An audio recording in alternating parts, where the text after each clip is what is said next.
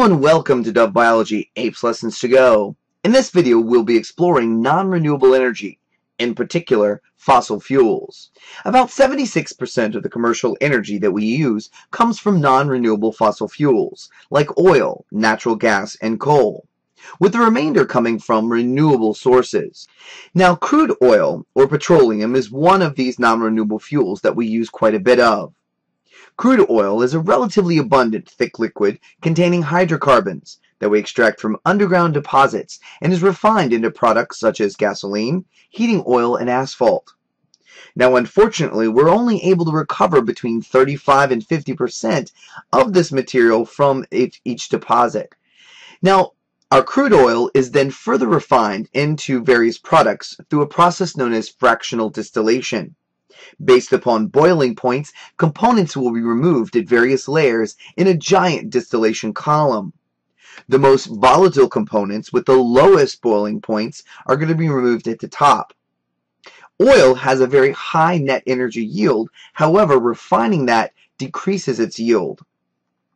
The least refined items that we can obtain from crude oil are things like asphalt and grease.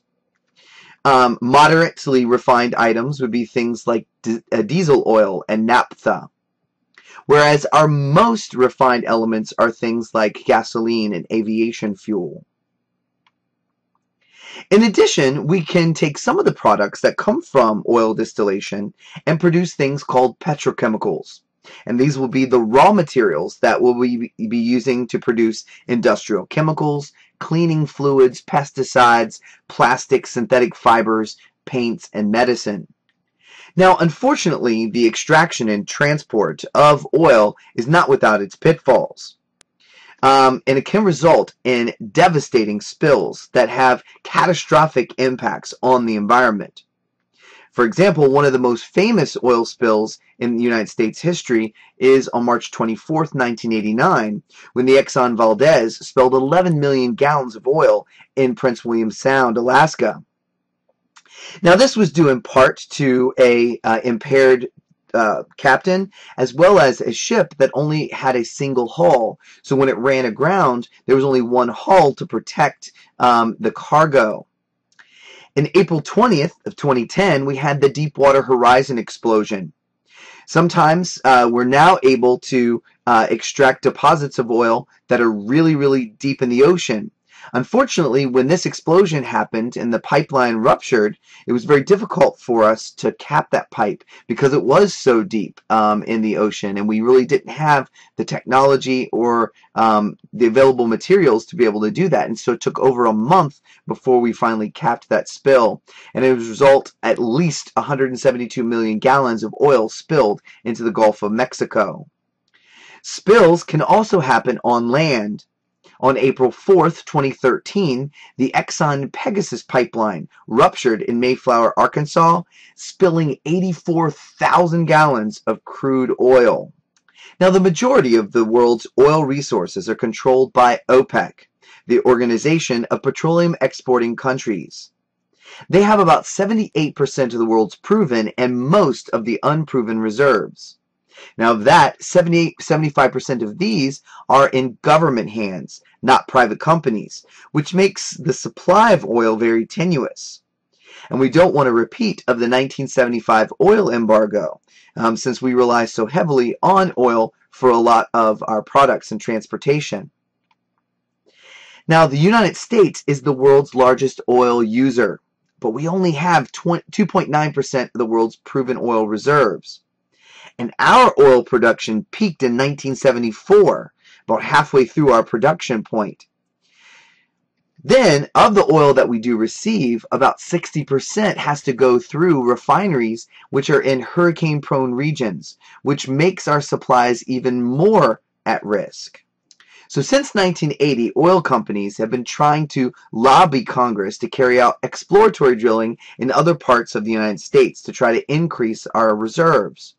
One of those such areas is the Arctic National Wildlife Refuge, sometimes referred to as ANWR. Now, oil in the ANWR refuge is projected to meet the demands of oil for the U.S. for up to 2 years.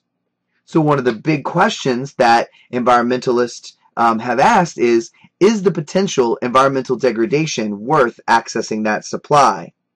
Now, oil production has unfortunately exceeded the discoveries of new reserves. Global oil production peaks when the demand for oil exceeds the output, and that's expected to happen somewhere between 2025 and 2050. After global production peaks, oil prices will continue to rise, and it could threaten economies of countries that haven't shifted to new energy alternatives. One such alternative that many energy companies are banking on are the heavy oils from oil sand and oil shale. Heavy and tar-like oils from oil sand called bitumen and oil shale called kerogen could supplement conventional oil, but there are certainly environmental problems here as well. The production of these oil sands and oil shale releases a lot of carbon dioxide. It uses and contaminates large volumes of water. About 5 barrels of water are contaminated for every 1 barrel of oil. And it requires very large inputs of energy, so our net energy yield is actually much lower than what it could be. In 2003, the oil industry began counting Canada's oil sands as reserves of oil, making Canada actually the second in the world for oil reserves, over Saudi Arabia. To access these reserves, though, the boreal forest has to be completely cut. Wetlands need to be drained. Rivers are diverted so that 4 metric tons of soil and rock can be strip mined. And then the extraction will produce these large, toxic tailing ponds. So many of you may have heard of the Keystone Pipeline. Well, the Keystone Pipeline system is a system that's designed to transport that synthetic crude oil and diluted bitumen from the Athabasca oil sands in northeastern Alberta, Canada, to multiple destinations in the United States.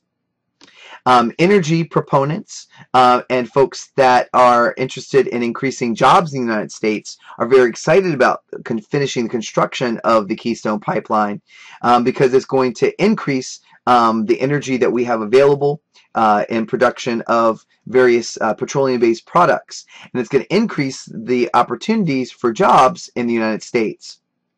Environmentalists who oppose this see it as a way for us to encourage the destruction of the boreal forest and the contamination of a lot of different waterways from the extraction of the oil sands, as well as it opens up the potential for oil leaks along the pipeline like we saw with the Pegasus pipeline.